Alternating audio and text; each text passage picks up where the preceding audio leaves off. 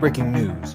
Good news for once about DPReview. We have new cameras from Pentax, Leica, and an amazing drone from DJI. We have leaked lenses from Nikon, Canon, and Sony, and more. I'll tell you about it, but first I want to thank our sponsor, Squarespace. Squarespace makes incredible websites incredibly easy. Visit squarespace.com/Tony right now and you'll get a free trial that will allow you to set up your website. Just play with it, whatever you imagine. A website for your business, your personal project, photography, or video portfolio. Show off, have fun with it, build something consistent with your brand, something so much more powerful than social media. You can get your own custom domain, like I have northropphotography.com, and that's way more professional than sending somebody to your Instagram. So get started at squarespace.com/Tony. That'll get you a free trial, totally free, no credit card required. And when you love it, the coupon code Tony will get you 10% off. Thank you, Squarespace. Our top story, Canon, always on the cutting edge, is now getting into NFTs. Those are non-fungible tokens, which are basically little digital images that you can buy and sell and trade. The new curated photography marketplace is called Cadabra. I'm kind of laughing at this because the camera manufacturers, they're not known for being leading edge at all. It's quite the opposite. And Canon getting into NFTs is kind of funny because if you look at this chart from Google Trends, you can see NFTs are down 94% from their peak. So announcing that you're launching an NFT site isn't going to cut it because the site's not even live. They're just like teasing people as if we're all going to be clamoring like, oh, finally, a way to buy and sell NFTs. So Canon missed the peak by about a year and a half, which isn't bad because NFTs really only became interesting and popular a little over 2 years ago. And that's actually moving incredibly fast for a Japanese company. But there's this thing about Japanese corporate culture.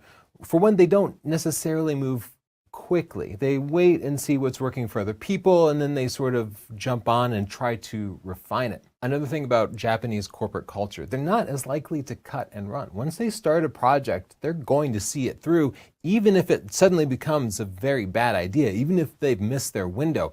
And that's a big part of why all the popular camera companies are currently Japanese. Like other camera companies left the industry, and it's only the Japanese companies that kept going after it after the market has fallen so much. And we're seeing that same thing with NFT. No doubt Canon started this initiative as a way to be cutting edge when NFTs became popular.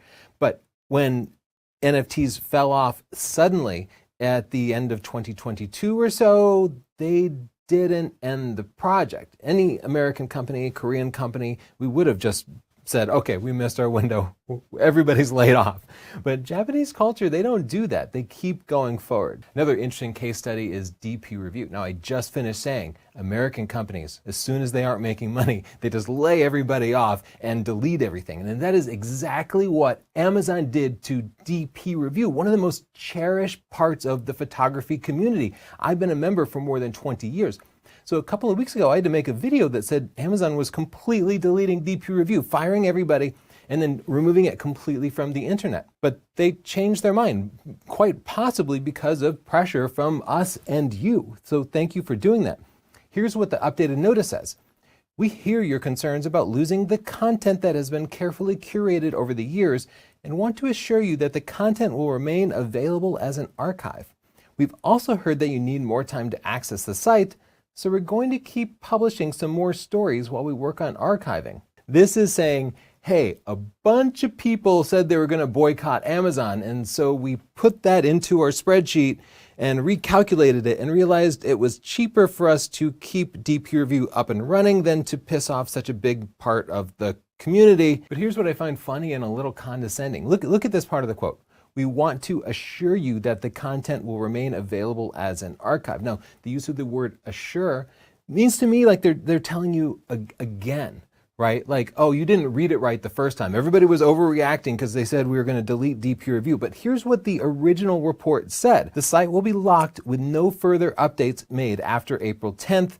The site will be available in read-only mode for a limited period afterwards. Limited period afterwards means, of course, it's going to go away, But now they're saying, we're going to assure, whoa, what are you saying? Of course it's going to say up. Community pressure forced Amazon to backtrack on their plans to delete DPReview. This is good news. This is one of the things that does work in capitalism, is people vote with their dollars, and thus we can steer the all-powerful corporations in our direction sometimes, so I consider this a win. Chris and Jordan haven't made any new DPReview videos, but people like Richard Butler are still writing articles for DPReview even after April the 10th. Like, they published one today. I'm sure they will stop, but they just kind of want to let the heat die down a little bit. In hardware news, we have 2 new cameras launched this week, and they're both black and white. This is so weird. The Pentax K3 III Monochrome has a black and white sensor. This is basically the same Pentax K3 as before with some styling changes, and they have removed the red, green, blue Bayer filter from it, so it's just capturing luminance information. And this can provide much more detailed images, especially in primary colors like reds and blues that would mostly be filtered out by the Bayer filter. It is an astonishing $2,200. This is for a very outdated APS-C DSLR. That is a lot to pay, but at the same time, it's such a specialty camera, and if you are a Pentax enthusiast, I think it would be cool to add a black and white camera to your arsenal. The other camera makes that one seem cheap. This is the Leica M11 Monochrom. And this one really has my eye. I'm interested in this. It has a 60 megapixel, I think, Sony sensor with the Bayer filter removed. So you're getting 60 real megapixels of black and white information, which should produce lower noise and sharper images than would be possible with like literally any other camera. It has 256 gigabytes of internal memory. Canon, Nikon, Sony haven't figured out how to give us that yet. But if you forget your memory card, you can record to the internal memory, and you can put a memory card in there and it will be a backup for you. Leica wants $9,200 for their M11 Monochrome, and that is a lot, but it's a special and unique camera, and well, Leica knows what they have. The good thing about buying Leica is, while they seem wildly overpriced for the feature set, it's an investment. And my Leica M10D that I bought used has only gone up in price. I bought it for $6,500, and now I see them usually sell used for about $8,000.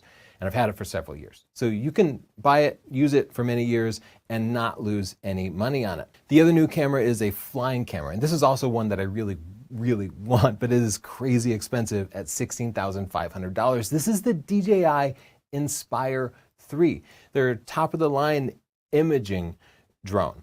It is meant for really cinematic environments. We owned the Inspire 2, and while we used it sometimes, we didn't see a big enough leap in image quality to choose it over the smaller Mavic and Phantom drones at the time.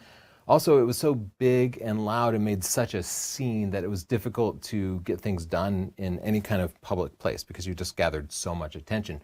This new Inspire 3 is a little bit lighter and not subtle, but more capable. The battery life is 28 minutes, which means probably 20 minutes of actual flying time. The camera that they include captures 44 megapixel stills and will do 8K at 75 frames per second raw. It's actually more powerful than any Canon, Nikon, Sony camera available today, though you do have to pay an extra $1,000 to get that raw codec. Currently, the camera has the DL mount, which is DJI's mount, but they have several full-frame lenses to go with this full-frame sensor, and I think there's also plans to release a full-frame E-mount version of it soon, too. That means I could actually put my lightweight Sony lenses on there and get just amazing image quality. I want this so bad.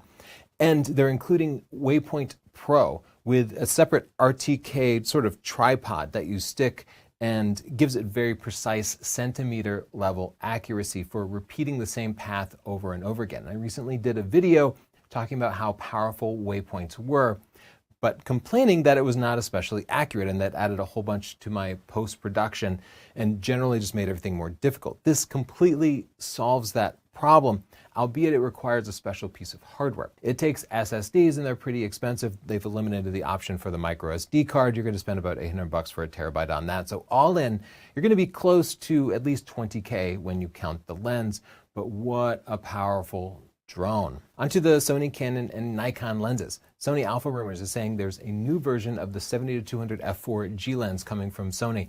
And I'm excited to see this because the previous generation, when we tested it many years ago, it was bad. It did not compare in things like sharpness and contrast or autofocus speed to the lenses from the competitors at the time. And Sony has completely changed their optical game. They're now the leader. Like, all the G and G Master lenses have been astounding, like technically perfect. It is boring to test them because I cannot find any flaws.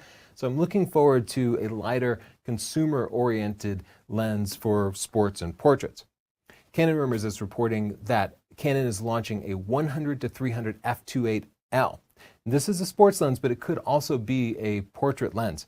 It is $9,500, so it's very high end. But think of it as a 70 to 200 f2.8, but with more reach, about 50% more reach. It's like putting a teleconverter on your 7200 f2.8, but that would give you 7200 f4, so you wouldn't get the same light gathering capability, you wouldn't get the same bokeh out of it. This gives you the best of both worlds. The ability to shoot at 300 and f2.8 is amazing and usually requires a prime lens, but you can also zoom back. This is the perfect focal length for field sports, for being on the sidelines of soccer or football, and I cannot wait to test this lens. I'm very excited about it with the R3. That would be amazing. So subscribe to see our test of this upcoming lens from NikonRumors.com, and long-awaited lens, a wide-angle zoom for their DX cameras like the Z50, Z30, ZFC. This is a 12 to 28 f3.5 to 5.6 power zoom with vibration reduction, VR.